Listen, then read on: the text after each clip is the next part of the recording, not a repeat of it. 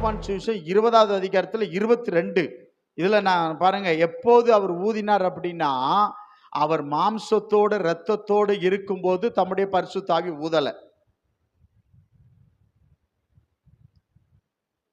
புரியுதுங்களா? எப்போ ஊதினார் அப்படின்னா, அவர் பரிசுத்த ஆவியை பெற்றுக்கொண்ட பிற்பாடு பரிசுத்த ஆவியில தான் இருந்தார். மாம்சத்தோடு இரத்தத்தோடு அவர் இந்த ஆக்சிஜனை காற்று அவர் புசித்தார், அவர் அதாவது சுவாசித்தார். அப்ப அவர் ஊதல. எப்போ ஊதினார்னா, மனிதர் சுவாசிக்கிற ஆக்சிஜனை காற்று அவர் எப்போ அவர் சுவாசிக்கவில்லை என்றால், மரித்து உயிர்த்து உயிரோடு எழுந்த பிற்பாடு உயிர்த்தெழுந்த மகிமை நிறைந்த சரீரத்தில் அவர் முற்றிலும் பரிசுத்த ஆவியாக உயிரோடு எழும்பி வந்து சீஷர்கள் இருந்த வீட்டில் வந்து என்ன செய்கிறார் என்றால், இருக்கும்போது உயிர்த்தெழுந்த சரீரத்தோடு அவர் முழுக்க அவர் காற்றாகிய மனுஷன் சுவாசிக்கிற காற்றை அவர் சுவாசிக்கல, பரிசுத்த ஆவியை அவர் சுவாசித்தார். அப்போதுதான் சீஷருக்கு மேல் பரிசுத்த ஆவியை ஊதினார். அல்லேலூயா. நான் சொல்ல புரியுதா? எப்போ பரிசுத்த ஆவியை சீஷர் மேல் ஊதினார் என்றால், அவர் மாம்சத்தோடு இரத்தத்தோடு இருக்கும் பொழுது, மாம்சமும் இரத்தமும் காற்றை சுவாசிக்கிறது போல அவர் சுவாசிக்கும் போது அவர் தம்முடைய பரிசுத்த ஆவியை சீஷர் மேல ஊதல. எப்போ ஊதினார் என்றால், மரித்தார், உயிர்த்தார், சீஷர்களுக்கு தரிசனம் கொடுத்தார். ஆமா, சீஷர்கள் சுவாசிக்கிற ஆக்சிஜனை காற்றை அவர் சுவாசிக்கல, அவர் முழுவதும் பரிசுத்த ஆவியில இருந்தார். ஆமென். முழுவதும் எப்படி இருந்தாரு? நீங்க யோவான் 20வது படிச்சு பாருங்க. முழுவதும் ஆவியா இருந்தார். அப்போது என்ன செஞ்சாரு? அவர்கள் மேல என்ன செஞ்சாரு? ஊதினாரு. ஊதினாலும் அவங்க பரிசுத்தத்தை பெற்றுக்கொண்டாங்களா? பெற்றுக்கொள்ளல.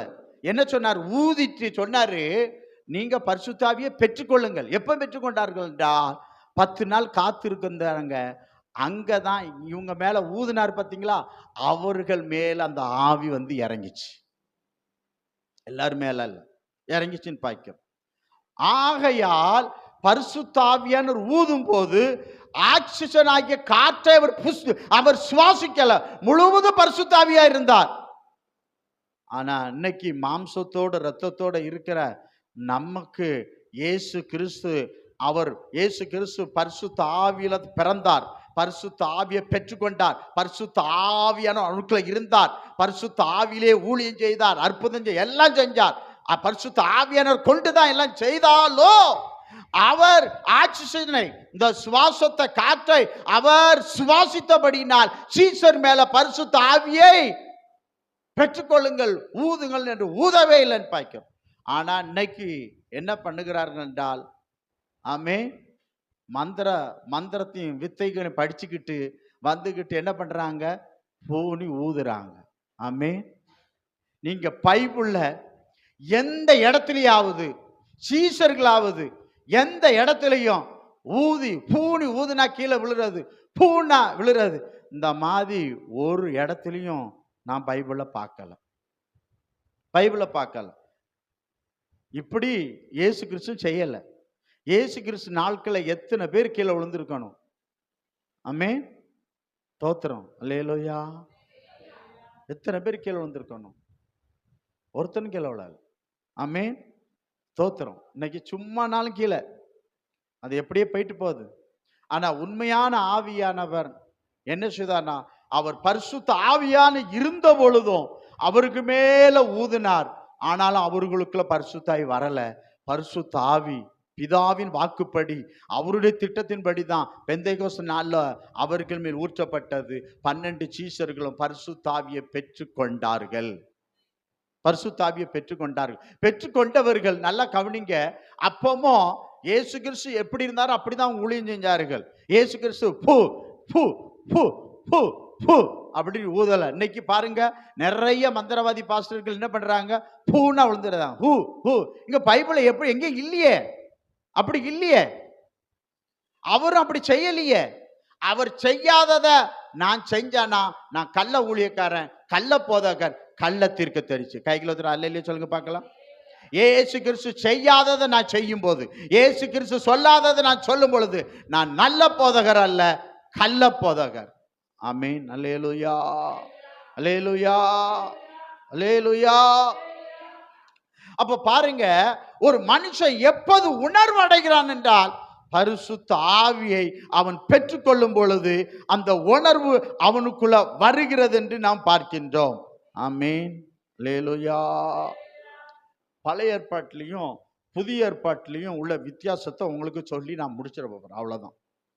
பழைய ஏற்பாட்டில் பரிசுத்த ஆவியானவர் என்ன செய்வார்னா, வருவார், ஒரு காரியத்தை செய்வார், ஒரு மனிதன் மேல வருவார், ஒரு காரியத்தை செய்வார், போயிடுவார்.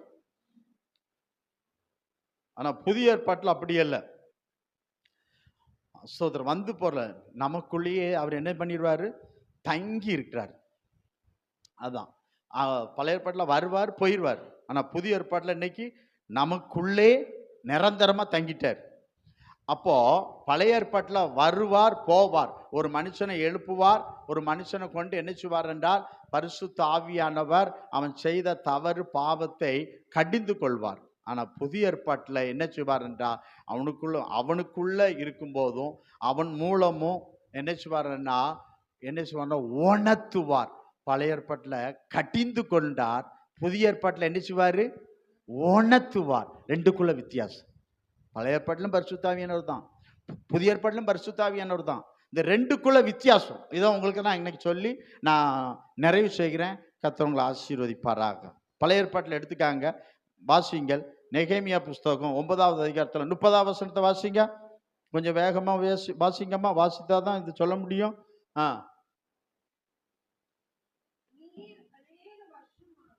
நீர் அநேக வருஷமாக அவர் மேல் பொறுமையா இருந்து உம்முடைய ஆவியினால் பேசின உம்முடைய தீர்க்கதரிசிகளை கொண்டு அவர்களை திடச்சாட்டியாக்க கடிந்து கொண்டு. என்ன சொல்லப்பட்டிருக்கு பாருங்க, உம்முடைய ஆவியினால் பேசின உம்முடைய தீர்க்கதரிசிகளை கொண்டு. அப்ப பழைய ஏற்பாடு காலத்துல என்ன செய்வார் என்றால், கர்த்தர் தம்முடைய ஆவியினால அபிஷேகம் பண்ண தீர்க்கதரிசி இருந்தார்கள். அவர்களை கொண்டு ராஜாக்கள் பாவம் செய்தால், பிரபுக்கள் பாவம் செய்தால், அதிகாரிகள் பாவம் செய்தால், தப்பு செய்தால், தவறு செய்தால், கர்த்தர் ஊழியக்காரனை அனுப்பி அவர்களை என்ன செய்வாரா, கடிந்து கொள்வார். இது பழைய ஏற்பாடு. ஆமென். அல்லேலூயா. புதிய ஏற்பாடுல உணர்த்துவார். ஆனா புதிய ஏற்பாடு அப்புறம் வார ரெண்டையும் மிஸ் பண்ண வேண்டாம். என்ன சொல்ல, கடிந்து கொள்வாராம். இப்ப பாருங்க, உங்களுக்கு உதாரணத்துக்கு நான் சில காரியங்களை சொல்றேன் பாருங்க. நீங்க 2 ராஜாக்கள் 17வது அதிகாரத்தில் 13லிருந்து 23 வரை அங்க ராஜாக்கள் ஜனங்கள் செய்த தவறெல்லாம் அவர் தீர்க்கதரிசி கொண்டு அவர் கடிந்து கொள்கிறான்னு பார்க்கிறோம். அப்படிதான் எரேமியா தீர்க்கதரிசி கடிந்து கொண்டா படாத பாடுபட்டார்னு பார்க்கிறோம். தோத்திரம் அதை கர்த்தர் பயன்படுத்தினான்னு பார்க்கிறோம். அப்படி ஒரு சம்பவத்தை உங்களுக்கு சொல்றேன் பாருங்க. ஆண்டவர் உங்களை ஆசீர்வதிப்பார். எல்லாம் வேதாகமத்தை எடுத்துக்கொள்ளுங்க. 2 சாமுவேல் புஸ்தகம்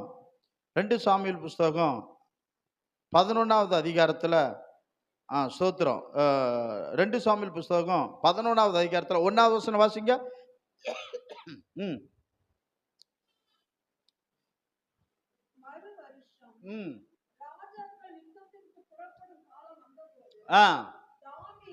இல்ல பாருங்களா, மறு வருஷம் ராஜாக்கள் யுத்தத்துக்கு புறப்படும் காலம் வந்த போது, ராஜாக்கள் யுத்தத்துக்கு காலம் வந்த போது என்ன செஞ்சிருக்கணும், தாவீது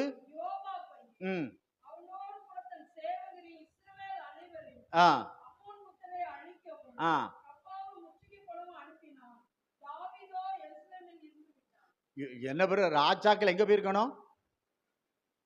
இங்க பாருங்க, யாரெல்லாம் போயிட்டா, படத்தலைவன் போயிட்டான், புரியுதுங்களா? அவனோட கூட போர் சவுறு போய் இஸ்ரவேல் அனைவரும் போயிருக்காங்க. ஆனா ராஜா எங்க இருக்காரு? யூதாவிலேயே என்ன செஞ்சிட்டாரு? இருந்துட்டார். அவருக்கு வேலை இல்லை. இந்த வேலை இல்லாத நேரத்துல தான் சாத்தான் நம்மளை பாவம் செய்ய வச்சார். யுத்தத்தில் நின்றுனவங்க ஒருத்தரும் பாவம் செய்யல. இந்த வேலை இல்லாம சும்மா தூங்கிட்டு இருந்தான் பாருங்க. இவன் என்ன சொல்லப்பட்டிருக்கு, தாவீது என்ன செஞ்சானா, நல்லா உறங்கி முழிச்சு, அது வந்து சொல்லப்பட்டிருக்கு பாருங்க. ஆமா 2 முதல் 5 வரை வாசிக்க வேண்டாம். நல்லா தூங்கி முழிச்சிட்டு நேரே உப்பரிகளை போய் என்ன செய்யறான்? உலாத்துறான். உலாத்தும் போது ஒரு பாவத்தை பார்க்கிறான். அந்த பாவத்தை விசாரிக்கிறான். அவன் புருஷன் எங்க? அவனுக்கு தெரியும். அவன் புருஷன் எங்க போயிட்டான்? யுத்தத்துக்கு போயிட்டான். மனைவி வீட்டுல விட்டுட்டு எங்க போயிட்டான்? யுத்தத்துக்கு போயிட்டான். யுத்தத்தில் நிற்கிற ராஜா எங்க இருக்கான்னா எருசலேம் இருக்கான், தூங்குறான்னு பாய்க்கிறோம். ஆமென், தோத்திரம். நம்ம நீங்க பாருங்க, யாரா இருந்தாலும் அதிக தூக்கம் வந்தாலே அவங்க பாவம் செய்ய ஆரம்பிச்சுருவாங்க. தாவீது நல்லா தூங்கிட்டு உலாத்தும் போது நினைச்சிடான், அந்த பாவத்தை பார்க்கறான். அந்த பாவத்தை அப்படியா அவ புருஷன் எங்க போயிட்டான்? யுத்தத்துக்கு போயிட்டான், நான் பண்ணு கூட்டுவான்னா பாவத்தை என்ன செய்யணும். 5ஆம் வசனம் வாசிங்க. அந்த பாவம் எப்படி? அந்த சரி பத்சேபாள், உரியா மணி பத்சேபாள் என்ன செஞ்சிட்டா?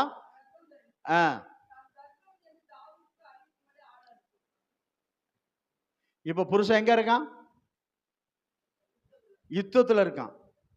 அப்ப எவ்வளவு நாள் நடந்திருக்கு? யுத்தத்துல இருந்திருக்கான் 10 மாசத்துக்கு மேல. புருஷன் எங்க இருக்கான்? யுத்தத்துல இருக்கான். இவன் எங்க இருக்கான்னா இங்க இருக்கிறான். நல்லா கவனத்தில் எடுத்துக்காங்க. இப்ப என்ன செஞ்சிட்டா? ஐயா நீ என்ன தீட்டுப்படுத்தின, இது பிள்ளையா மாறிட்டு அப்படின்னு சொல்லிட்டா. சொன்ன உடனே இவன் என்ன பண்றானா? தாவீது பாவத்துக்கு மேல பாவம் செய்ய பார்க்கறான் பாருங்க. வாசிங்க பார்க்கலாம். ஏன்னா நீங்க வாசிக்க மாட்டீங்க. நான் அதனாலதான் ஆவியார் நான் கடந்து போயிருக்கலாம்னு சொல்லிட்டு, ஆனா ஆவியானவர் என்ன வாசிக்க வைக்க சொன்னார். வாசிங்க 6வது அதிகாரத்துல இருந்து 17 வரை வாசிங்க பார்க்கலாம். அப்பொழுது தாவீது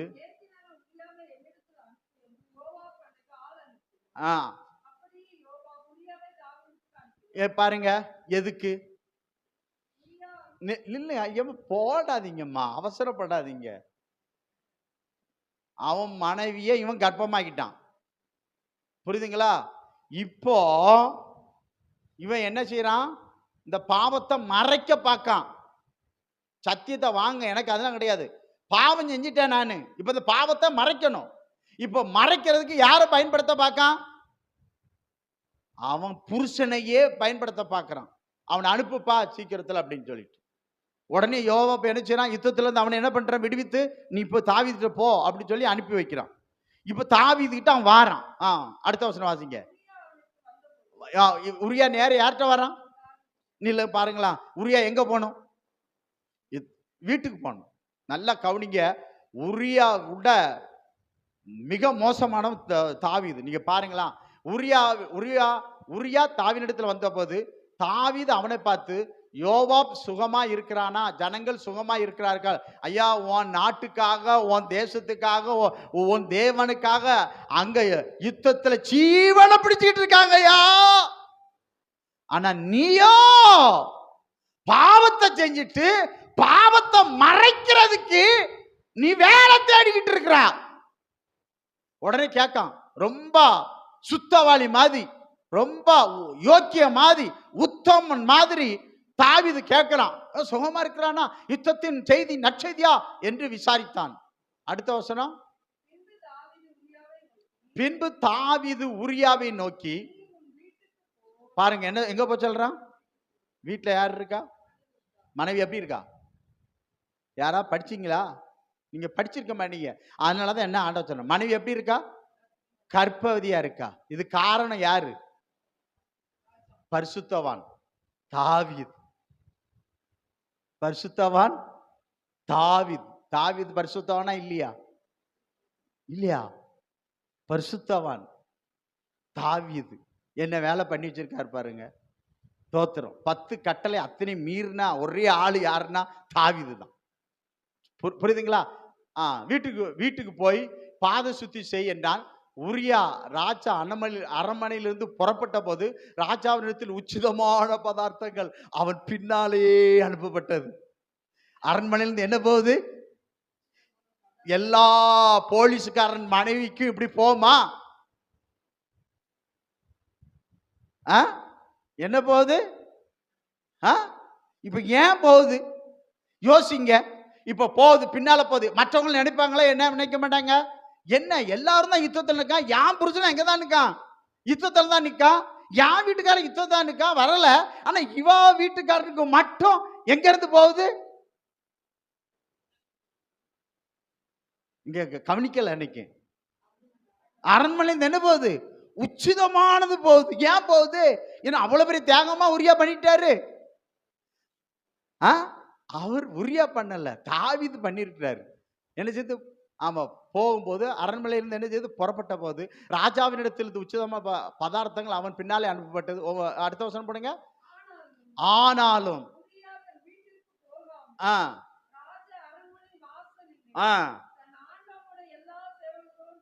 பாருங்க, உரியா எங்க போகல? உரியா தாவீது கொடுத்தது எல்லாம் எங்க போயிட்டு? வீட்டுக்கு போயிட்டு. ஆனா யார் வீட்டுக்கு போகல? உரியா போல. உரியா ஏற்கனவே 10 மாசம் எங்க வரல, மனைவியை பார்க்கல, மனைவியை பார்க்கல, அவட்ட பேசல, யுத்தத்துல இருக்கிறான். ஆனா இங்க வந்து நீ போப்பா போ அப்படி சொல்லி அனுப்பி பின்னால எல்லாத்தையும் செய்யறான். ஆமா, பரிசுத்தவானாக்கி தாவீது அவ்வளவு அழகா செட்டப் பண்றாருன்னு பாக்கிறோம். ஆனா இவன் என்ன பண்ணல? அரண்மனை என்ன பண்றது? ராஜ அரண்மனையின் வாசலிலே தன் ஆண்டவனுடைய எல்லா சேவகரோடு கூட என்ன செஞ்சிட்டான்? படுத்து கொண்டான். சரி, அடுத்த வசனம் வாசிங்க. உடனே என்ன செய்றாங்க? அரண்மனையில் இருக்கவங்க எல்லாம் தெரியுமா தெரியாதா நம்ம பரிசுத்தவன் தப்பு பண்ணியிருக்காரு இல்லையான்ட்டு? அரண்மனையில் இருக்க எல்லாருக்கும் தெரியுமா தெரியாதம்மா? தெரியும், தெரியும். உடனே என்ன பண்ணிட்டாரு? போகல. எங்க அறிவிக்கப்பட்டது? தாவீது உடனே என்ன பண்றான்? போகவில்லை என்று தாவீதுக்கு அறிவிக்கப்பட்டது. தாவீது உரியாவை நோக்கி, நீ பயணத்தில் இருந்து வந்தவன் அல்லவா, நீ யுத்தத்தில் இருந்து வந்தவன் சொல்லல, நீ உன் வீட்டிற்கு போகாது இருக்கிறது என்ன என்று கேட்டான். அதுக்கு அவன் உரியா சொல்றான் பாருங்களா, பாருங்க அந்த வசனம் என்ன அசைச்சுது, என்ன தொட்டுச்சுது. அதுக்கு உரியா பதில் சொல்றான் பாருங்க. இந்த உரியா தான் அதுல ராஜா இருந்திருக்கணும், தாவீது அல்லன்னு சொல்லுவேன். அதுக்கு அவன் சொல்றான் பாருங்க பதில். உரியா தாவீதை நோக்கி, என் ஆண்டவனுடைய பெட்டியும் இஸ்ரவேலும் யூதாவும் கூட எல்லாரும் என் ஆண்டவனை யோபாப்பும் என் ஆண்டவனுடைய சேவகரும் வெளியிலே பாளையம் இறங்கி இருக்கையில் யுத்தத்தில் நிற்கிற பொழுது நான் புசிக்கிறதற்கும் குடிக்கிறதற்கும் என் மனைவியோட சந்தோஷமா இருப்பதற்கும் என் வீட்டுக்குள் பிரவேசிப்பனோ, நான் அப்படி செய்கிறதில்லை என்று உம்முடைய பேரிலும் உம்முடைய ஆத்துமாவின் பேரிலும் ஆணையிட்டு சொல்லுகிறேன் என்றான். நல்லா கவனிங்க, இந்த கள்ள வேலைய இந்த தாவீது செஞ்சிருந்தான்னு இவனுக்கு தெரிஞ்சிருந்தா தாவீதின் பேரை அவன் யூஸ் பண்ணிருக்க மாட்டான், கர்த்தர் பேரை யூஸ் பண்ணிருப்பான். இவன் கள்ளன், இவன் பேரை நான் யூஸ் பண்ண மாட்டேன் அப்படின்ட்டு யோசித்து பாருங்க. ஆனா தாவீது அவன் எப்படி பார்க்கான்? என் ஆண்டவன் பேர்ல கர்த்தரை விட்டுட்டான். தாவீது அவ்வளவு மேன்மையா வச்சிருக்கான், தாவீது அவள் உயர்ந்த இடத்துல வச்சிருக்கான். ஆனா தாவீதோ கீழ்த்தரமான வேலையை செஞ்சு வச்சிருக்கான். உண்மை இல்ல. என்ன சொல்றான்? நான் ஆணையிட்டு சொல்லுகிறேன் என்றான். அப்படியாவது அவன் விட்டு தொலைலாம்ல? எப்படி விட முடியுங்க? இங்கதான் பாவத்தை எப்படியாவது மறைக்கணுமே. நம்ம பாவம் செஞ்சிட்டோம். நான் என்ன சொல்றேன், பாவம் செஞ்சவங்க என்னைக்கு ஒத்துக்கிட்டாங்க? பாவம் செஞ்ச ஏவாள் ஒத்துக்கிட்டாளா? அம்மே ஒத்துக்க மாட்டாங்க. இப்ப தாவீது பாவம் செஞ்சிட்டான், அவன் ஒத்துக்கல, அதை மறைக்க பார்க்கிறான். அம்மே அல்லேலூயா. சரி, அடுத்தது வாங்க. அப்பொழுது தாவீது உரியாவை நோக்கி, இன்றைக்கு நீ இங்கே இரு, நாளைக்கு உன்னை அனுப்பி விடுகிறேன் என்றான். அப்படியே உரியா அன்று மறுநாளும் எருசலேமில் இருந்தான். அடுத்த வசனம் வாங்க டக்குன்னு பாருங்க. தாவீது அவனை தனக்கு முன்பாக புசித்து குடிக்கிறதுக்கு அழைத்து அவனை வெறிக்க பண்ணினான். ஒரு இல்லம்மா, அவனை என்ன செஞ்சான்? ராஜாவுக்கு இந்த வேலையா? கீழ்த்தரமான வேலையா இது? ராஜாவுக்கு வேலையா இது? ஒரு பாவத்தை செஞ்சிட்டு அவனு படுற பாட்டை பார்த்தீங்களா? இதுதான் பாவத்துக்கு இடம் கூடாதீங்கன்னு சொல்றேன். ஆமே அல்லேலூயா. நீ ஒரு பாவத்தை செஞ்சிட்டேன்னா சாத்தான் அதை வச்சே உன்னை நினைச்சுவான், மிரட்டுவான். அந்த பாவத்தை காட்டி காட்டியே உன்னை. அதான் நல்லா நீங்க பண்ணுங்க. என்ன சொல்றான்னா, தன் பாவங்களை மறைக்கிறவன் அறிக்கை செய்கிறவன் ஆள் விட மாட்டான், விட்டு விடுகிறான். நம்ம விட்டுட்டோம்னா சாத்தான் உன்னை மிரட்ட முடியாது. அடுத்தால் பாவம் செய்யக்கூடாது, செய்த பாவத்தை விட்டுறணும். நீ என்ன வேணா சொல்லிட்டு போடா, நீ என்ன வேணா பண்ணிட்ட, நான் உத்தம, எங்கேயும் இங்கேயும் எல்லா இடத்துலையும் நான் உண்மையாக தான். இவன் பாவத்தை மறைக்க அடிச்சில என்ன பண்ணான், வெறிக்க பண்ணினான். ஆனாலும் அவன் தன் வீட்டுக்கு போகாமல் சாயங்காலத்தில் தன் ஆண்டவனின் சேவகரோடு தன் படுக்கையிலே படுத்து கொண்டான். எவ்வளவு குடிகாரனுக்கு தெரியுமா தெரியாதா? அப்படி பண்ணியும் அவன் போகல, படுத்துக்கிட்டான். 14 சரி நில்லுங்க. இவனுக்கு நைட்டு தூக்கம் கிடையாது. யாருக்கு? பாவம் செஞ்சவனுக்கு தூக்கம் வராது. பாவம் செய்யறவனுக்கு என்ன வராது? ஏன் இவனு காலையில என்ன பண்றான்னா கேட்டு பார்க்கான், போயிட்டானா இல்லையா, இல்ல இங்கதான் படுத்து பார்க்கறான். இவனுக்கு தூக்கம் இல்லை. உரியா என்னைக்கு வந்தானோ அன்னையில இருந்து உரியா சாகுற வர தாவீதுக்கு தூக்கம் கிடையாது. என்ன கிடையாது? தூக்கம் இல்லை. உடனே பார்க்கான். காலமே தாவீது என்ன செய்றான், யோபாவுக்கு ஒரு நிருபத்தை எழுதி உரியாவின் கையில கொடுத்து அனுப்பினான். என்ன கொடுத்தான்? அவன் கையிலேயே மரண ஓலையை கொடுக்கிறான். என்ன செய்யறான்? வாசிங்க. யோபாப்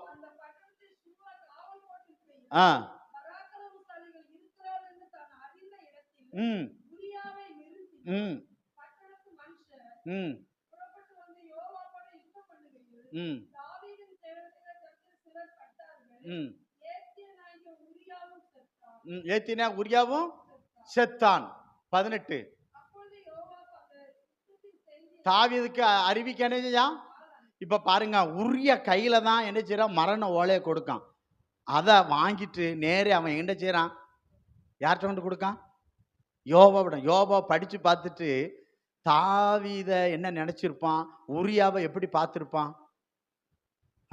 தாவீது எழுதியிருக்கிறார், இவன் என்ன பண்ணிரு, பராக்கிரமசாலி நிற்கிற இடத்துல கொண்டு அவனை நிறுத்து, நீங்க பின்வாங்கிருங்க, அவனும் இவனை கொண்டு போட்டுருவானுவ.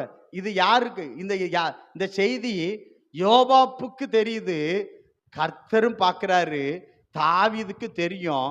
ஆனா பாவம் ஆடு, அந்த ஆடு பாவம் ஆட்டுக்குட்டி அது அறியாது இருந்தது.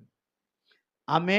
அந்த ஆட்டுக்குட்டி சொல்லுது, ராஜா நான் வீட்டுக்கு போக மாட்டேன், ஏன்னா என் ஜனம், என் தேவன் பெட்டி அங்க இருக்கு, என் எல்லாரும் அங்க இருக்காங்க, நான் வீட்டுக்கு போக மாட்டேன்.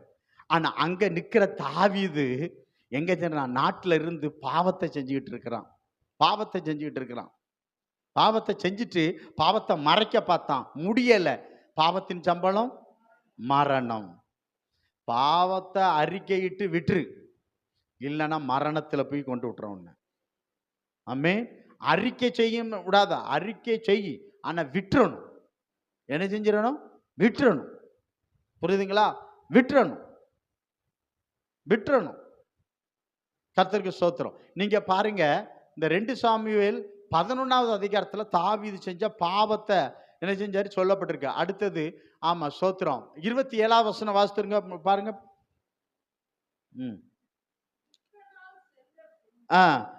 அவ புருஷனுக்கு இளவு கொண்டாடிட்டா. தாவீது அவளை அழுப்பி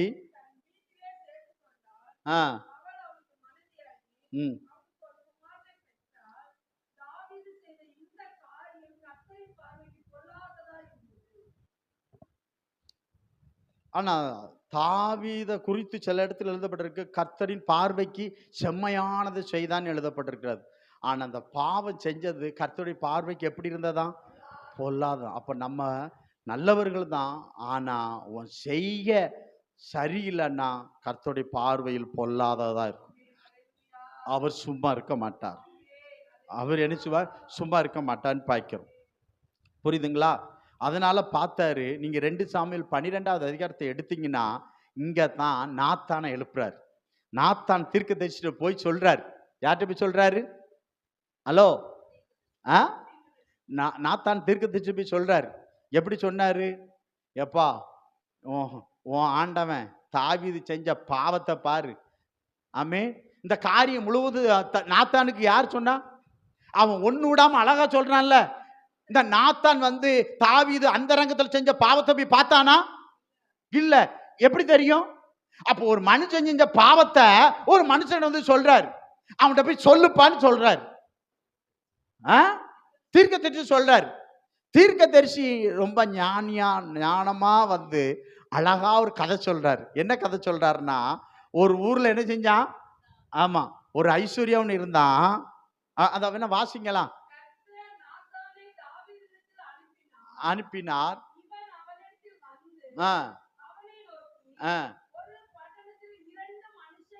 பாருங்க, நல்லா கவனிங்க.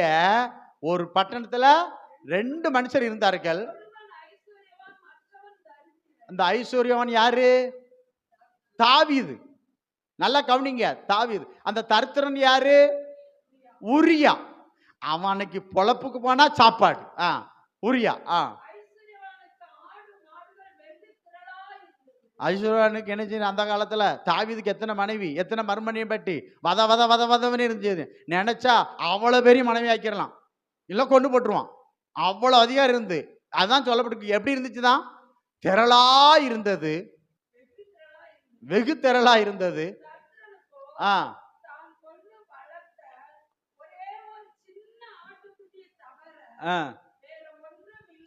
இல்லாதிருந்தது.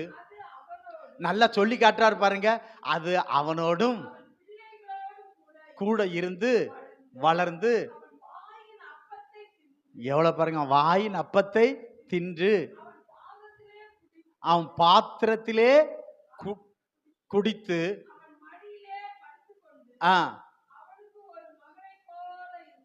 மனைவி எப்படி இருந்தாலும் ஒரு மகளை போல இருந்துச்சு.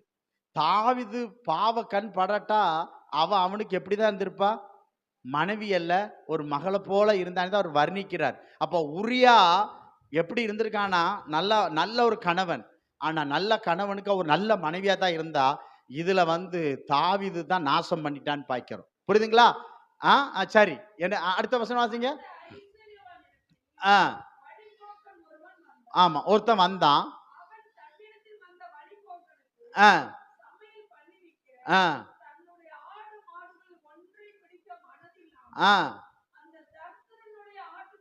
பாருங்க, இவனுக்கு எவ்வளவு இருந்தது? நிறைய இருக்குது. ஆனா அந்த தர்த்தன்ட்ட எத்தனை தான் இருக்கு? ஐஸ்வர்யான்ட்டு நிறைய இருக்குது, தர்த்தன்ட்ட எத்தனை தான் இருக்கு? அவ்வளவு இருந்து உனக்கு பத்தலையாப்பா? பத்தாது. ஏன்னா நீ பாவி. பிடித்து என்றான். நில்லுங்க. அப்பொழுது தாவீது, அந்த மனுஷன் யாரு? அந்த மனுஷன் யாரு சொல்லுங்க. அப்ப இவன் செஞ்ச பாவத்தை மறந்துட்டான்ல. இல்லைங்க, செய்த பாவத்தை என்ன செஞ்சிட்டான்? மறந்தாச்சு. யோக்கியம் போல எழுப்புறான், நீதி சொல்றதுக்கு எழும்புறாரு. சில ஆட்களாம் பாவத்தை செஞ்சு கெட்டு கெட்டா வச்சுட்டு பெரிய பேச்சு எப்படி தெரியுமா? ஆமா, விபச்சாரியான்னு இருந்து பண்ணிட்டு நான் என்ன செய்யலாம்? ஒரு பாவம் செய்யலாம் மாதிரி. இப்ப பாருங்களா, இத சொன்ன உடனே என்ன வந்துட்டு தாவீதுக்கு அந்த மனுஷன் மேல ஆனா நியாயம்தான். எனக்கு அந்த மனுஷன் மிகவும் கோபம் உண்டவனாக்கி நாத்தானை பார்த்து, இந்த காரியத்தை செய்த மனுஷன் மரணத்துக்கு பாத்திரன் என்று யாருடைய ஜீவனை கூட சொல்றான். ஆனா அவன் யாருடைய ஜீவனை கொண்டு சொன்னான்? உரியா தாவீதின் ஜீவனை கொண்டு சொன்னான். ஆனா இவன் யாருடைய ஜீவனை கொண்டு சொல்றான்? யார சொல்றான்? அவளதான் சொல்றான். அவன் என்ன சொல்றான் பாருங்க. நாத்தான இந்த காரியத்தை செய்த மனுஷன் மரணத்துக்கு பாத்திரன் என்று கர்த்தருடைய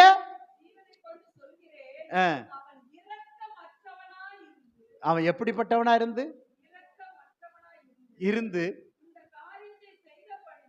அந்த ஆட்டுக்குட்டிக்காக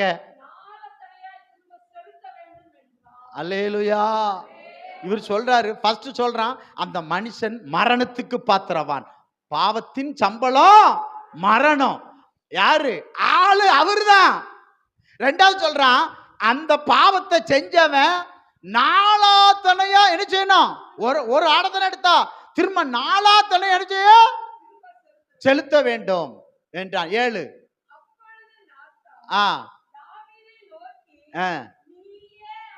நில்லுங்க. இந்த தைரியம் தெம்பு இன்னைக்குள்ள தீர்க்க தரிசின்னு சொல்றாங்களே, இன்னைக்கு இருக்க நான் பெரிய தீர்க்க தரிசி, நான் பெரிய போதகர் சொல்றாங்களே, இந்த மாதிரி பாவம் செஞ்ச உன்ன சொல்றதுக்கு தைரியம் இருக்கா? அப்பனா நான் பெரிய தீர்க்க தரிசின்னு சொல்லாதீங்க.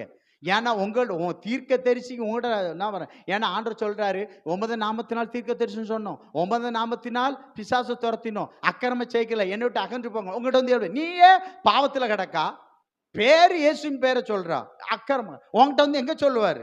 நீ போய் நீனே அக்கிரமம் செஞ்சிட்டு இருக்கா, அக்கிரமக்காரனை எப்படி கண்டிக்க முடியும்? ஆமே, அடிக்காம பாருங்க, அடி என்ன செய்யறான். அப்பொழுது நாத்தான் தாவீதை நோக்கி, நீயே அந்த மனுஷன். நீ என்ன சொன்னா? அந்த மனுஷன் மரணத்துக்கு பாத்திரவான், அந்த மனுஷன் நாளத்தனையா திரும்ப கொடுக்கணும். ஆமே, யாருடைய ஜீவனை கொண்டு சொன்னா?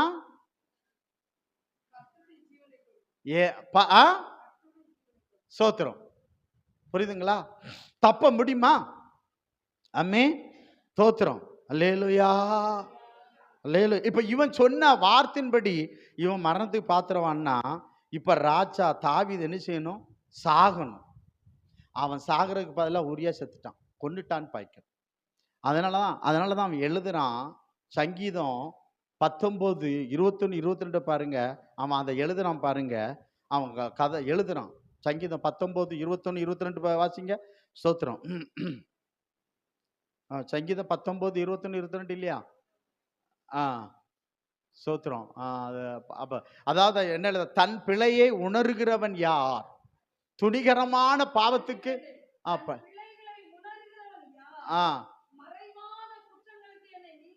நீங்களாக்கும் என்னை.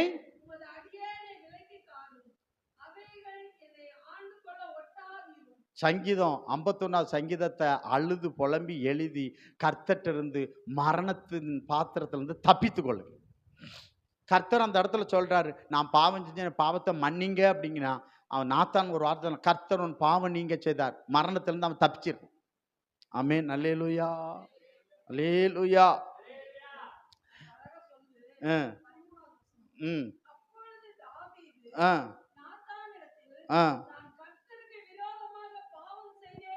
நான் யாருக்கு விரோதமா?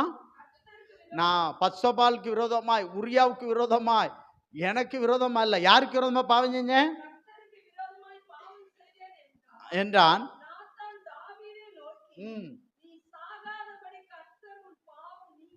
உன் வாயில என்ன வந்துச்சு? மரணத்துக்கு பாத்திரம்.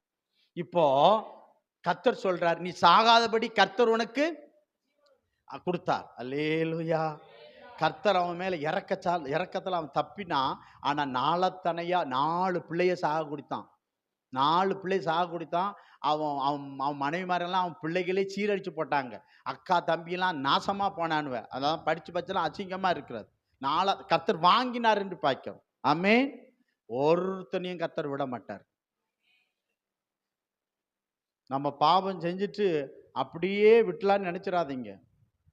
ஆமே, பழைய ஏற்பாட்டில் தீர்க்க தரிசிகளை கொண்டு என்ன பண்ணாருன்னா, கட்டிந்து கொண்டார்.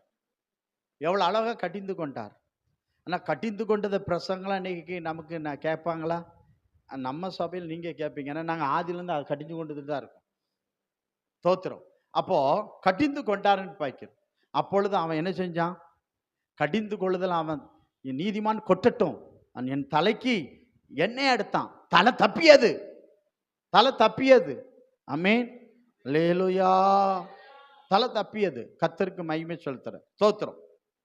இப்ப பாருங்க, யோவான் லூக்கா 3:19 ஏரோது பண்ண தப்ப அவர் கடிந்து கொண்டாருன்னு சொல்லப்பட்டிருக்கிறார். ரைட். அப்படின்னா பழைய ஏற்பாட்டில் பரிசுத்த ஆவியானவர் பாவத்தை குறித்து கடிந்து கொள்வார். ஆனா புதிய ஏற்பாட்டில் அப்படி அல்ல. ஆமா, யோவான் 14:17 படி அவர் நமக்குள்ள என்றென்றைக்கும் அவர் கூட இருக்கின்றபடியினால் என்ன சொல்றார்? அவர் என்றென்றைக்கும் நமக்குள்ளே அவர் இருக்கிறார். புதிய ஏற்பாட்டில். அந்த பழைய ஏற்பாட்டில் வருவார், போயிடுவார். ஆனா புதிய ஏற்பாட்டில் என்றென்றைக்கும் நமக்குள்ளே இருக்கிறார். ஏன்னா தோத்திரம், அன்னைக்கு பழைய ஏற்பாட்டில் ஆண்டவர் எங்க தங்கியிருந்தாரு? எழுத்தின்படி தேவாலயத்தில் தங்கியிருந்தார். ஆனா புதிய ஏற்பாட்டில் ஆமா, எழுத்தின்படி அல்ல, ஆவிக்குரிய ரீதிப்படி நீங்களே கர்த்தருக்கு ஆலயம். உங்களுக்குள் அவர் என்ன செய்கிறார்? ஆமா, 1 கொரிந்தியர் 3:16-17 சொல்லப்பட்டிருக்கிறது. நீங்கள் பரிசுத்த ஆவியானவர் தங்கி இருக்கிற ஆலயம். ஆமென், தங்கி இருக்கிற ஆலயம் என்று நம்ம பார்க்கின்றோம். ஆமென். அல்லேலூயா. அப்போ இன்னைக்கு நம்ம ஆலயமா நமக்குள்ள ஒரு தங்கி இருப்பாரா, நமக்குள்ள தங்கி இருந்து நம்ம செய்யற பாவத்தையும் உணர்த்துவாராம், பிறர் செய்யற பாவத்தையும் அவர் உணர்த்துவார். கைகளை ஒருத்தர் அல்லேலூயா சொல்லுங்க பார்க்கலாம். அல்லேலூயா. பாருங்க, வேதத்தை நீங்க படிச்சு பாருங்க. யோவான் சுவிசேஷம் 16வது அதிகாரத்துல 7 முதல் நீங்க 11 வரை படிச்சு பார்த்தீங்கன்னா, அவர் பாவத்தை குறித்தும் நீதியை குறித்தும் உலகத்தை குறித்தும் அவர் கண்டித்து உணர்த்துவார். ஆமென். அதுல முதல்ல எதை குறித்து கண்டித்து உணர்த்துவாரா? பாவத்தை குறித்து. 9வது வசனம் வாசிங்க. 9வது வசனம் யோவான் 16:9 வாசிங்க. அவர்கள் என்னை விசுவாசியாதபடினால் பாவத்தை குறித்தோம். அப்போ முதல்ல ஆவியானவர் புதிய ஏற்பாட்டில் எதை குறித்து கண்டித்து உணர்த்துவாரு? பாவத்தை குறித்தோம். அவர்கள் என்னை விசுவாசியாதபடினால்.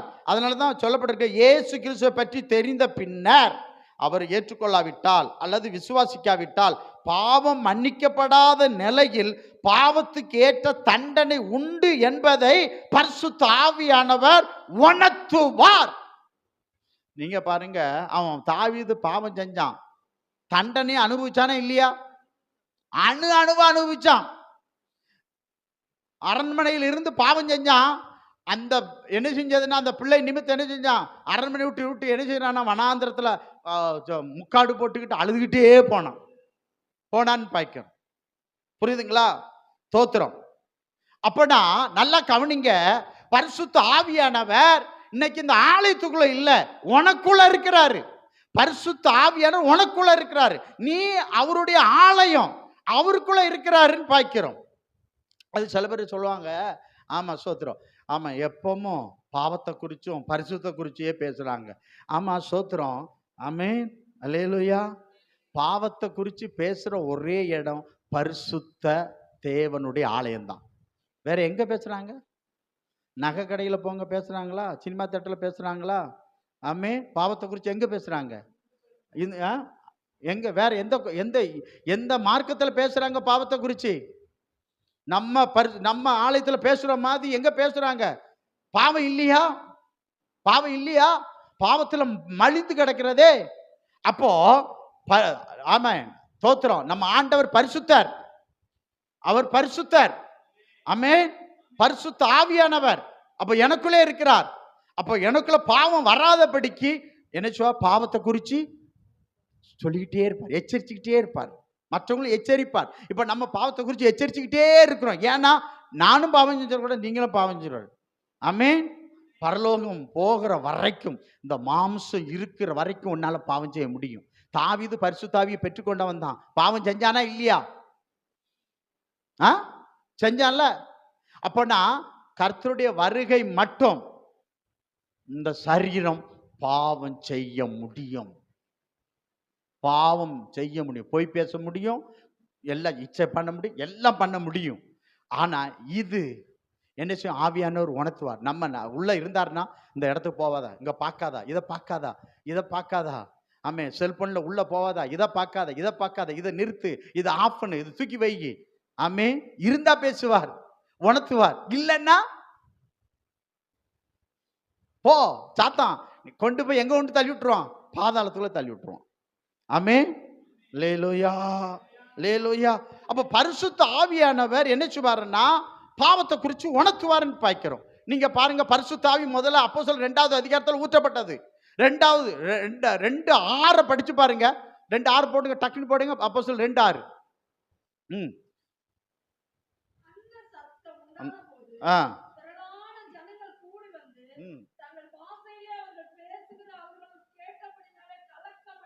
பாருங்க, 2 கூட்டம் அங்க வருது. 2 கூட்டம். ஒரு கூட்டம் அவங்க பேசுறத பார்த்து, திரளான கூட்டம் பேசுறத பார்த்து பயப்படுறாங்க. பயப்பட. இன்னொரு கூட்டம் என்ன செய்ய தெரியுமா? பரியாசம் பண்ணுது, ஐ குடிச்சிட்டு வெறிச்சிட்டு ஆடுதுன்னு 2 கூட்டங்கிறது. இந்த பயந்த கூட்டம் தான் என்ன செய்கிறாங்கன்னா 3000 பேர். அவர்களை பார்த்து தான் அவன் பேதுரு என்ன செய்தான்னா, கடிந்து கொண்டு என்ன செஞ்சான்? பிரசங்கம் பண்ணான். அந்த வார்த்தை அவங்க இருதயத்தில் என்ன செஞ்சான்? குத்துச்சுது. குத்துன உடனேயே இவங்க பயந்தாங்க. பார்த்தீங்களா? அவங்க நாங்கள் என்ன செய்ய வேண்டும்? அப்ப அவன் சொன்னான், ஆமா உணர்த்தினார். அந்த 3000 பேரை என்ன செஞ்சாங்க? உணர்த்தினார். அந்த 3000 பேருக்கு சத்தம் போச்சா என்பது தெரியல. ஆனா 3000 பேர் கூடியிருக்காங்க. இவன் பேசுறான். ஆனா ஆவியானவர் அவங்க பாவத்தை உணர்த்துறார். எப்பா நீ போய் சொன்னா, நீ இந்த இடத்துல என்ன, நீ அங்க போனா இங்க போனா இப்படிலாம் இருந்தா உணர்த்தினார். அந்த பாவ உணர்வு வெளியே வந்தத உடனே அவன் குமுற ஆரம்பிச்சுட்டான். ஐயோ நான் என்ன செய்ய வேண்டும், நான் பாவி, இந்த பாவத்திலிருந்து விடுதலைக்கு என்ன செய்ய வேண்டும். உடனே அவன் சொன்னான், மனம் திரும்பி பாவ மன்னிப்புக்கென்று என்ன செஞ்சு இயேசுவை விசுவாசித்து ஞானஸ்தானத்தை பெற்றுக்கொள், அப்பொழுது பரிசுத்த ஆவியை பெற்றுக்கொள்வாய். அன்றைய தினம் அந்த வார்த்தையை சந்தோஷமா ஏற்றுக்கொண்டவர் எத்தனை பேரு?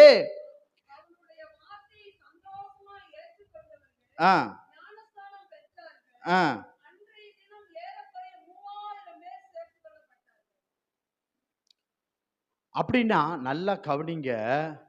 பரிசுத்த ஆவி நமக்குள்ள வருவார் என்றால் பாவ உணர்வு, குற்ற உணர்வு முதல்ல வெளிப்படும். என்ன உணர்வு வெளிப்படும்? பாவ உணர்வு, குற்ற உணர்வு வெளிப்படும் பரிசுத்த ஆவி உனக்குள்ள வரும் பொழுது. இப்போ வேணா ஒன்று பாருங்களா, ஆதியாகமம் 41:38 யோசேப்பை பார்த்து பார்வோன்னு சொல்றான், தேவ ஆவியை பெற்ற மனுஷன். இப்போ பாருங்க, ஸ்தோத்திரம். ஆதியாகமம் 42வது அதிகாரத்தில் 21-22 பாருங்க, யோசேப்பு தேவ ஆவியை பெற்ற மனுஷனுக்கு முன்பாக பாவம் செய்த சகோதரர்கள் வந்து நிற்காங்க. அதை வாசிங்க பார்க்கலாம்.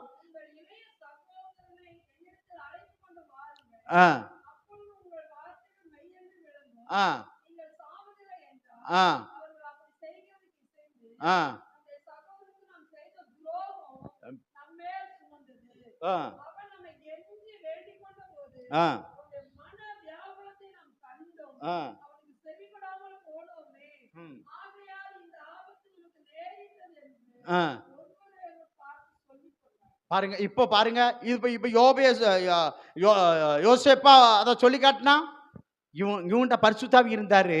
அவங்களுக்கு முன்னால் என்ன செய்ய முடியல, அந்த பாவம் வெளிப்படுது, குற்ற உணர்வு வெளிப்படுதா? ஆமென். அல்லேலூயா. சத்தம் வர அல்லேலூயா சொல்லுங்க பார்க்கலாம். இன்னைக்கு இப்படிப்பட்ட பரிசுத்த ஆவியை பெற்ற யோசேப்புகள் வேண்டும். எலியாவை பாருங்க, 3.5 வருஷம் 1 ராஜாக்கள் 17வது அதிகாரத்தில் 17வது அதிகாரத்தில் பாருங்க, 3.5 வருஷம் ஒரு சாரி பார்த்து விதவை வீட்டில் 3.5 வருஷம். இவனோரு கல்யாணம் முடியாதவா, அவ புருஷன் இல்லாதவா, 2 பேரும் எங்க இருக்காங்க?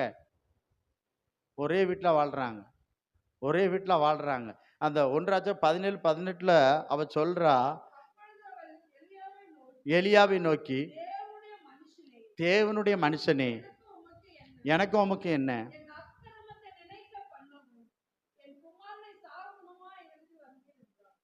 என்று எதை நினைக்க பண்ணும்?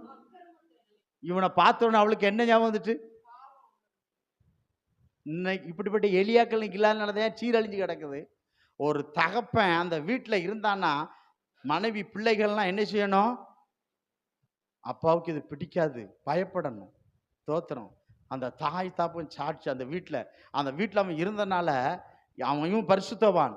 அவ செஞ்ச இளமையின் மீறுதல், இளம் வயதின் மீறுதல் இங்க எலியாவை பார்த்த உடனே அவளுக்கு வெளிப்படுது. வாலிப வயசுல செஞ்ச பாவம் நீர் இப்போது என்னை நினைக்க பண்ணினீரே. இவ செஞ்ச இளம் வயதில் பாவத்தினால எதை இழந்துட்டா? புருஷனை இழந்துட்டா. இப்ப அடுத்த அந்த பாவம் தொடருது. எதை இழக்க போறா? பையனை இழந்துட்டா. அதுக்கு சொல்றா, நான் செஞ்ச பாவத்தை நீர் நினைக்க பண்ணுவோம். இவன் சொன்னானா? வாய் திறந்து சொன்னானா? 3.5 வருஷம் உனக்கு சோறு பொங்கி போட்டானையா, எல்லாம் பண்ணனையா, நன்றி கேட்டவனே அவ சொல்லல. அக்கிரமத்தை நினைக்க பண்ணினீரே. அல்லேலூயா. ஸ்தோத்திரம், ஸ்தோத்திரம். நம்ம சபையில் ஒரு குடும்பம் வந்தது. ஸ்தோத்திரம். இவர் எப்பவுமே என் அக்கிரமத்தை அநியாயத்தையே சொல்லிக்கிட்டே இருக்கார். இந்த சர்ச்சுக்கெல்லாம் வரமாட்டேன்னு போயிட்டார். ஸ்தோத்திரம். ஆமென். அல்லேலூயா. நிற்க முடியல. ஆமென். அதனால பார்த்தார், இனி நான் அந்த வீட்டில் இருக்க முடியாது, நான் இந்த வீட்டை விட்டு வெளியே போறேன்னு எலியா என்ன செஞ்சிட்டாரு? வெளியே போயிட்டார். ஆமென். அல்லேலூயா, அல்லேலூயா. நான் பரிசுத்த ஆவியை நினைச்சுவா, பாவத்தை குறித்து நினைச்சுவாரு. இப்ப பாருங்க, யோவான் சுவிசேஷம் 8வது அதிகாரத்துல 3 முதல் 11 வரை நீங்க படிச்சு பாருங்க. ஆமா, சோத்தரிக்கிறோம். என்ன பண்றாங்க? விபச்சாரத்துல ஒரு பெண்ணை கையுமையுமா பிடிச்சு கொண்டு இயேசு கிறிஸ்து முன்பாக நிறுத்துறாங்க. இயேசு என்ன செய்றாரு? கீழே எழுதுறாரு. உடனே அவங்க சொல்றாங்க, என்ன சொல்றாங்க அப்படின்னா, இவளை நாங்க இந்த பாவத்துல நாங்க கையும் மெய்யுமா பிடிச்சிட்டோம். சோதர பாவம் செஞ்ச ஆணை விட்டுட்டாங்க, இவளை மட்டும் பிடிச்சு கொண்டு வந்திருக்காங்க. இப்ப மோசே எங்களுக்கு சொல்லியிருக்கான், இப்படி இந்த பாவத்தை செஞ்சவளை நாங்க என்ன செய்யணும்னா கல்லால் அடிச்சு கொலை செய்யணும்னு சொல்லியிருக்காரு மோசே. நீர் என்ன சொல்லுகிறீன்னு கேட்கணும். ஆமென். அல்லேலூயா. சத்தமுறை அல்லேலூயா சொல்லுங்கண்ணா. உடனே பேசாம இருந்தார். இவனு ஆயத்தமானான். உடனே கர்த்தர் சொன்னாரு, என்ன, உங்களில் எவன் கிட்ட பாவம் இல்லையோ அவன் என்ன செய்யுங்க, முதல் கல் போடுங்க அப்படிங்க. அந்த வசனம் வருது பாருங்க, தங்கள் மனச்சாட்சியினால். அந்த வசனத்தை வாசிக்கலாம். அந்த ஒரு வசனம் எல்லாம் அவர்கள் உங்களோட பாவம் எவங்கிட்ட இல்லையோ அப்படி கேட்டார் பாருங்களா. அதை அவர்கள் கேட்டு தங்கள் மனச்சாட்சினா அவங்க மனச்சாட்சியே அட பாவி நம்பர் 1 நீடா. ஆமே. என்ன செஞ்சாங்க அதுல சொல்லப்பட்டிருக்கு, பெரியவர் முதல் சிறியவர்.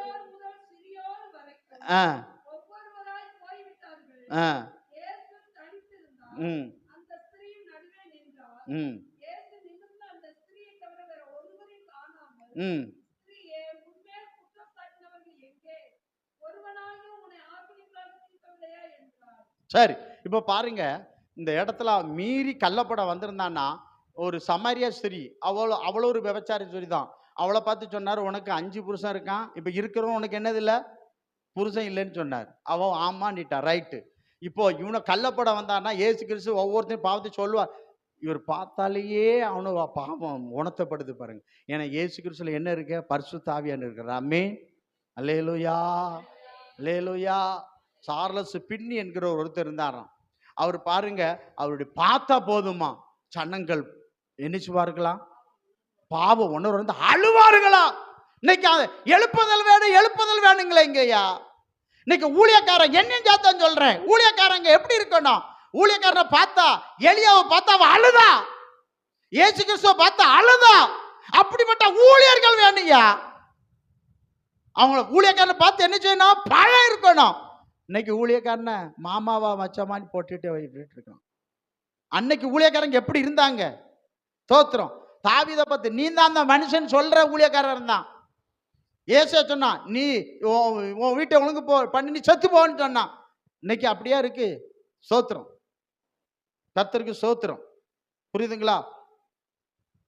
அந்த பாவம் உணர்த்தப்பட்டதுன்னு பார்க்கிறோம். அப்போ இன்னைக்கு கர்த்தர் பரிசுத்த ஆவியானவர் எதை உணர்த்துவாரு, பாவத்தை உணர்த்துவார். ஆற்றுவார் தேற்றுவார் தான், வருங்காலத்தை முன்ன அறிவிக்கிறவர் தான். ஆனா விசேஷமா எதைத்தான் நம்மளை உணர்த்துவாரு, பாவத்தை உணர்த்துவார். எங்க இருந்து உணர்த்துவார், உனக்குள்ளே இருந்து உணர்த்துவார். ஆமென். அப்ப நமக்குள்ள பரிசுத்த ஆவி உண்மையிலே இருந்தா நம்ம வீட்டுல நம்ம யாரையும் கை நீட்ட மாட்டாங்க, எடுக்க மாட்டாங்க. எடுத்துச்சுன்னா கர்த்தர் அவங்ககிட்ட பேசுவார், மன்னிப்புகள்னு சொல்லுவாரு. அப்ப பரிசுத்த ஆவி உன்கிட்ட இருக்காருன்னு அர்த்தம். ஆமென். அல்லேலூயா. இன்னும் சத்தமே வர மாட்டேக்கு. லூக்கா சுவிசேஷம் 5வது அதிகாரத்துல 1 முதல் 8 பேதுருவை சந்திக்கிறாரு, படகை கொடுக்குறான். நான் முழுவதும் பிரயாசப்பட்டேன், ஒன்றும் இல்லப்பா.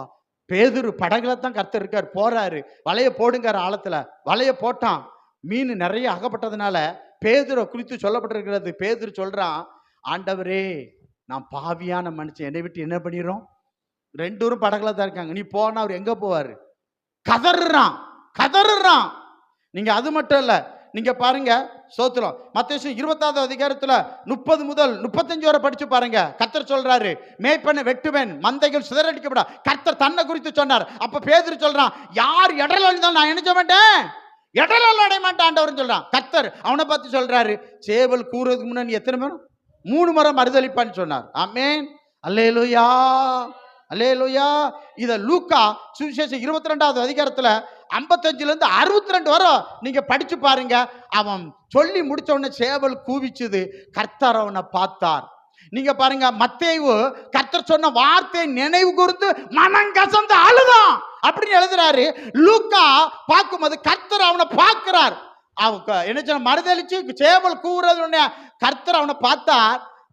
பேதுரு என்ன செஞ்சானா, மனம் கசந்து என்ன செஞ்சான், அழுதான்னு சொல்லப்பட்டிருக்கு. எவ்வளவு டச்சிங் இருக்கு பாருங்க, எவ்வளவு டச்சிங் இருக்கு பாருங்க. ஸ்தோத்திரம். அல்லேலூயா. அல்லேலூயா. உணர்த்துவார், உணர்த்துவார். கடைசியா ஒன்னே ஒண்ணு நான் சொல்லி நான் முடிச்சிருந்தேன். வாசிங்க மத்தேயு சுவிசேஷம் 24வது அதிகாரத்துல. ஆமா சோத்திரம். 36ல இருந்து 39 வரை வாசிங்க பார்க்கலாம். மத்தேயு சுவிசேஷம் 24வது அதிகாரத்துல. அந்த நாளையும் எல்லாரும் பைபிள் எடுத்து வச்சுக்காங்க. ஆ ஆ ஓட்டிக்கிட்டே இருமா. ஆ ஆ ம் ஆ பாருங்க, இந்த இந்த வசனத்தை நல்லா வச்சுக்காங்க. எப்படி எனில் சல பிரளயத்துக்கு முன்னான காலத்திலே நோவா பேழைக்குள் பிரவேசிக்கும் நாள் வரைக்கும். அந்த வசனம் நல்லது, புரியுதுங்களா? பெரும் வெள்ளம் வருகிறதுக்கு முன்னா, பெரும் வெள்ளம் வரும் முன்னையோ அவன் பேழைக்குள் போக வரைக்கும் ஆ ஆ ஆ அனைவரையும் வாரிக்கொண்டு போக மட்டும் உணராதிருந்தார்கள். ஆமென். எப்படி நோவா காலத்துல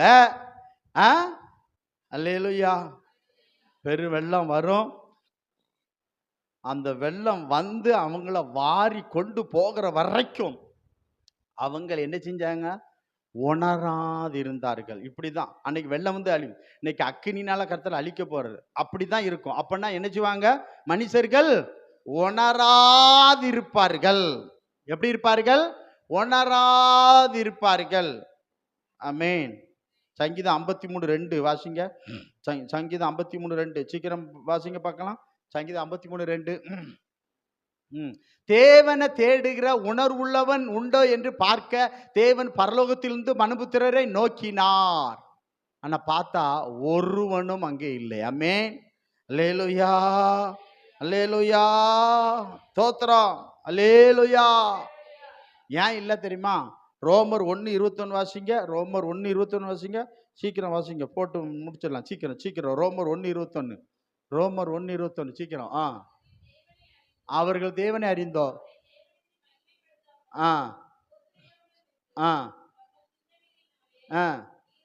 அவர்கள் உணர்வில்லாத அவருடைய இருதயம். அப்ப ஏன் இன்னைக்கு உணர்வு இல்லைன்னா, தோத்திரம் இன்னைக்கு அநேகருக்கு உணர்வு இருந்தா சனிக்கிழமே அவங்க உணர்த்தப்படுவாங்க. நாளைக்கு ஆராதனை, சீக்கிரத்துல எழும்பி சீக்கிரத்துக்கு என்ன செய்யணும்? அல்லேலூயா, சீக்கிரத்து. ஏன்னா இந்த உணர்வு இருந்தா என்ன பண்ணிடுவாங்க? துதியின் பகுதிக்கு என்ன பண்ணிடுவாங்க? ஏன்னா அவரை துதியாமலோ சோத்தறியாமலோ, அப்ப அந்த அது இருந்தா என்ன பண்ணுவாங்கன்னா, ஆண்டவரை நான் முதல்ல போய் துதிப்பேன். நாமே கர்த்தரை நான் முதல்ல போய் என்ன செய்வேன்? துதிப்பேன். ஏன்னா அந்த இங்க உணர்வு இல்லை. எப்பம் போனா என்ன, எப்பம் வந்தா என்ன. ஆமென். அப்போ இவங்களுக்கு உணர்வு இல்லாத இருதயம். அப்போ ஒரு அழிவு வருது, அது வரைக்கும் இவங்க என்ன செய்ய மாட்டாங்க? துதிக்க மாட்டாங்க, சோத்திரம் பண்ண மாட்டாங்க, ஆலயத்துக்கு ஒழுங்கா வரமாட்டாங்க, இஷ்டம் போல வருவாங்க, இஷ்டம் போல போயிட்டு இருப்பாங்க. யாரும் என்னைய டச் பண்ணக்கூடாதுன்னு சொல்லுவாங்க. கர்த்தர் உன்னை இங்க யாரும் டச் பண்ண மாட்டாங்க. ஒரு பெரிய அழிவின் அக்கினிய கர்த்தர் அனுப்புறார், அது உன்னை டச் பண்ணும். இப்போ இங்க வாங்க, நோவா கிட்ட வந்து சொல்றார், நோவா இங்க வா. நோவா வாழ்ந்த காலம் அநீதி நிறைந்த காலம், அக்கிரமம் நிறைந்த காலம், அசுத்தம், ஆணோடு பெண் பெண்ணோடு அவ்வளவு நிறைந்த இச்சை நிறைந்த காலத்தில் வாழ்ந்தான். ஆனா நோவாவோ உத்தமனும் நீதிமானும் கர்த்தரோடு சஞ்சரித்து கொண்டிருந்தான். அவன் மட்டும்தான் கர்த்தர் தேடினான். அவன் மட்டும் கர்த்தர். அவன்கிட்ட வந்து சொன்னாரு, நோவாங்க வா. சோத்திரம். அது எபிரேயர் 11:7 அழகா சொல்லப்பட்டிருக்கிறது. நோவா பார்த்து கர்த்தர் எச்சரிக்கிறார். யாரை வந்து எச்சரிக்கிறாரு? அங்க எவ்வளவு ஜனம் இருந்தா அவங்கள போய் அவர் எச்சரிக்கல, நோவா பத்தி எச்சரிக்கிறார். நோவா, நான் பெரும் வெள்ளத்தை வர பண்ணி எல்லாத்தையும் அழிக்க போறேன், நீ ஒரு பேழை உண்டு பண்ணு அப்படின்னு சொல்றாரு. உடனே நோவா என்ன பண்ணான்? கீழ்ப்படிந்து அந்த பேழை என்ன செஞ்சான்? உண்டு பண்ணினான். முதல் எச்சரிப்பை கர்த்தர் நோவாவுக்கு கொடுக்கிறார். எச்சரிப்பை பெற்று கீழ்ப்படிக்கிறான். என்ன பண்றான்? சில ஆளுகளுக்கு என்ன சொன்னாலும் கீழ்ப்படிய மாட்டாங்க. ஆமென். பிரதர் கொஞ்சம் சீக்கிரம் வாங்க, ஊழியம் செய்யுங்க, ஆண்டவருக்கு காணிக்கை செலுத்தும், அதெல்லாம் முடியாதுயா. கீழ்ப்படிய மாட்டாங்க. நோவா கீழ்ப்படிஞ்சான். அப்படியே என்ன பண்ணான்? பேழையை ரெடி பண்ணான். ஆமென், தோத்திரம், எல்லாம் செஞ்சான். ரெண்டாவது பாருங்க, கர்த்தர் போய் அந்த சனத்தை எச்சரிக்கல. யாரு போய் எச்சரிச்சா? நோவா. எத்தனை வருஷம் எச்சரிச்சான்? 120 வருஷம் அந்த சனத்தை என்ன செஞ்சான்? எச்சரிச்சான். அந்த சனம் வந்து வாரி போகிற வரைக்கும் அந்த எச்சரிப்பு அவங்களுக்கு என்ன செய்யல? வரவே இல்லை. ஆமென், அல்லேலூயா, அல்லேலூயா, ஆமென். ஆனா இவன் உண்மையா இருந்தான். அந்த இருதயம் உணர்ந்து கொண்டது. ஆமென். பேழையை பார்க்கல, தண்ணியை பார்க்கல, வெள்ளத்தை பார்க்கல, கீழ்ப்படிந்தான்.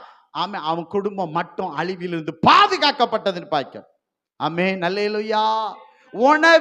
உணர்வின் இருதயம் அழிவிலிருந்து பாதுகாக்கப்பட்டது.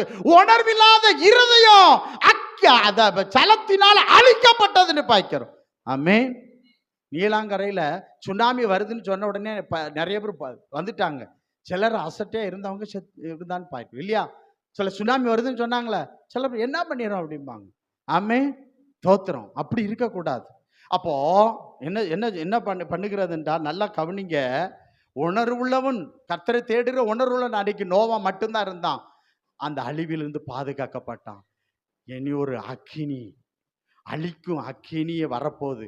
அந்த அப்ப ஆண்டவர் சொல்றாரு, நோவா காலத்துல எப்படி பெண் கொடுத்தா எடுத்தார்களோ அப்படித்தான் மனுஷகுமார் காலத்தில் இருப்பார்கள். உணர்வு இல்லாமல் இருப்பார்கள். அக்கினிக்கு அவர்கள் அழிவார்கள். அப்போ அக்கினிக்கு நம்ம வரப்போகிற அக்கினிக்கு அழிவிலிருந்து தப்பணும் அப்படின்னா நமக்கு இன்னைக்கு என்ன செய்யணும்? நோவா போல கர்த்தர் நமக்கு ஒரு சபையை வச்சிருக்கிறாரு. அந்த சபைக்குள்ள வந்துரு. சபைக்குள்ள போயிட்டேன்னா அந்த அக்கினி அழிவிலிருந்து நீ தப்பித்து கொள்வா. இந்த சபை உன்னை உணர்விடை செய்யும், பாவம் செய்ய எச்சரிக்கும். தாய் தப்பும் பிள்ளைகளை எச்சரிச்சு அனுப்பிட்டே இருக்கு. இந்த சபை எச்சரிச்சுக்கிட்டே இருக்குது. நீ அப்ப வர அழிவிலிருந்து தப்பி வைக்கப்படுவா. என்ன செய்வா? தப்பி வைக்கப்படுவா. யோபா எச்சரிப்பை பெற்றுக்கொண்டான். அவன் குடும்பம் தப்பி வைக்கப்பட்டது அழிவிலிருந்து. அப்ப எச்சரிப்பை சொல்லுகிற சபை மக்கள் அவன் வரும் அழிவிலிருந்து தப்பி வைக்கப்படுவார்கள். ஒரு உதாரணம் சொல்றேன் பாருங்க. ஏலியின் குடும்பத்துக்கு கர்த்தர் ஒரு எச்சரிப்பை கொடுத்தார். ஆனா ஏழி பிள்ளைகள் அதை அசட்டை பண்ணினார்கள். ஆமென், அசட்டை பண்ணினார்கள். எச்சரிப்பை அசட்டை பண்ணினார்கள். ஏழி பிள்ளைகள் யுத்தத்தில் அழிந்தார்களா இல்லையா? ஏழி குடும்பத்துக்கு எச்சரிப்பு வந்துச்சா இல்லையா? அப்ப இன்னைக்கு இந்த சபை உங்களை எச்சரிக்கிறது. ஏன் தெரியுமா? கர்த்தர் எப்ப வருவார்னு சொல்ல முடியாது. எப்ப வருவார், எந்த நேரம் வருவார், ஆயத்தமா இருங்க. ஆமே, யுத்தம் பண்ண வரான், ஆயத்தமா இரு. ஆயத்தமா இருக்கிறவன் தன்னை காத்துக்கொள்வான். ஆயத்தம் இல்லாதவன் அழிஞ்சு போயிருவான். ஆயத்தமா இரு. கர்த்தர் வரப்போகிறார், சீக்கிரம் வரப்போகிறார். ஒரு பெரிய அழிவு வரப்போகிறது. அந்த அழிவிலிருந்து ஒரு உணர்வுள்ள இருந்த பரிசுத்தம் உனக்கு தருகிறார். லூக்கா 23வது அதிகாரத்தை 35-43 வரை படிச்சு பாருங்க. இயேசு சிலுவையில 3 கல்லனோட இருக்கிறார் பாருங்க. அதுல அதிகாரி இயேசுவை பரியாசம் பண்றான். ரெண்டாவது போர் சேவகர்கள் பரியாசம் பண்றார்கள். ரெண்டாவது 2 கல்லன். ஒரு கல்லன் சொல்றான், எப்படி நம்ம தண்டிக்கப்பட்டிருக்கிறோம்ப்பா, அவன் பாவத்தை கட்டிந்து கொள்கிறான். ஒருத்தன் சொல்றான், அந்த 2 பேர்ல அந்த கல்லன் ஒருத்தன் மனம் திரும்ப, ஒருத்தன் கடைசி வரைக்கும் என்ன செய்யல. அந்த மனம் திரும்பின கல்லன் என்ன செஞ்சிட்டான்? உணர்த்தப்பட்ட கல்லன், ஐயோ நான் பாவி. அந்த கல்லன், நான் நியாயப்படி பாவி, பாவம் செஞ்சவனை கடிந்து கொண்டான்னு சொல்லப்பட்டிருக்கிறது. ஆண்டவரே என்ன நினைச்சுக்காங்கப்பா, இந்த பாவி உங்களுடைய ராஜ்யத்தில் வரணும். கர்த்தர் நினைத்தார், கர்த்தரோட இருந்தான். உணர்வு இல்லாத அந்த கல்லன் எங்க போனான்? நரகத்துக்கு போனான்னு பார்க்கிறோம். உணர்வுள்ள இருதயம் உள்ளவர்களாய் இருக்க கர்த்தர் உங்களை உணர்வு அடையணும். அப்போ அந்த உணர்த்துக்கிற பரிசுத்த ஆவியானவர் இன்னைக்கு நமக்கு நம்முடைய ஆலயத்துல கர்த்தர் நமக்கு எங்க இருக்கான்னு பார்க்கிறோம். ஆமென். அதை நேற்று வெள்ளிக்கிழமையில ஆவியானவர் அசைவாடுதுன்னு நான் பார்த்தேன்னு பார்க்கிறோம். ஆமென். பரிசுத்த ஆவி எனக்கு இருக்கிறார். அதனாலதான் இன்னைக்கு உங்களை உணர்த்துகிறார் என்று பார்க்கிறோம். என்ன செய்கிறார்? உணர்த்துகிறார். அப்போ உணர்வடைந்து நோவா தேவ எச்சரிப்பை அழிவிலிருந்து பாதுகாக்கப்பட்டான். நீங்க இந்த செய்தியை கேட்டு உணர்வடைங்கள். உங்களை உங்கள் குடும்பத்தை பாதுகாத்துக் கொள்ளுங்கள். பாகமா ஒரு பெரிய அழிவு வரப்போகிறது. அழிவிலிருந்து ஒரு குடும்பத்தை பாதுகாத்துக் கொள்ள நோவா ஒரு பேழை வச்சதுல கர்த்தருக்கு ஒரு பேழை வச்சிருக்கிறார். இந்த சபைக்கு ஓடி வந்துரு. காலந்தாழ்த்தாம ஓடி வா. இஷ்டத்துக்கு வரணும் போன்னு நினைக்காதா. ஆமே. துதியின் பகுதியிலே வந்துரு. வேதம் சொல்லுகிறது, அவர்கள் இருதயம் உணர்வுலாம் போறதுக்கு என்ன செய்யல, கர்த்தரை அறிஞ்சிருக்கிறாங்க. இன்னைக்கு குடும்பங்கள்ல யாருக்கு தெரியல? எல்லாரும் தெரிஞ்சவதான். ஆமே. இத்தனை மணிக்கு ஆராதனை தெரியுமா தெரியாதா? தெரியுமா தெரியாதா? போகணும், நீ போகணும் போகணும், அந்த டைம் போகணும். பாஸ்டர் என்ன பண்ணிடுவாரு, நான் ஒன்றும் பண்ண மாட்டேம்மா, ஒரு அழிவு ஒன்று வரப்போகிறது, அதுக்கு தப்புறதுக்கு சரியான நேரத்தில் வந்து தோத்திரம் பண்ணிரு, துதிச்சிரு, கர்த்தரை தோத்திரம் பண்ணு, பலி செலுத்து. அமே. கீழ்ப்படி. நோவா கீழ்ப்படிந்தான், நீ கீழ்ப்படி. கர்த்தர் இந்த வார்த்தை கீழ்ப்படி. தாவீது கீழ்ப்படிந்தான், மரணத்துக்கு தப்புவித்தான், நீயும் கீழ்ப்படிஞ்சிரு. ஆமே. கீழ்ப்படியாதவங்கள தேவ கோபாக்கின்னு வரும், கீழ்ப்படிக்கிற மேல தேவ ஆசீர்வாதம் வரும். உன் மேல ஆசீர்வாதம் வரணுமா, கீழ்ப்படி.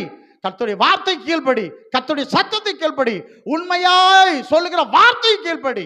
அப்ப பரிசுத்த ஆவியானவர் பழைய ஏற்பாட்டில் வந்து என்ன செய்வார்னா, ஒரு தீர்க்கதரிசி எழுப்பி கடித்துக் கொள்வார். புதிய ஏற்பாட்டில் உனக்குள்ளே பரிசுத்த ஆலயமாக, பரிசுத்த உனக்குள்ளே இருந்து உன்னை உணர்த்துவார், உன் மூலம் பிறரையும் உணர்த்துவார்.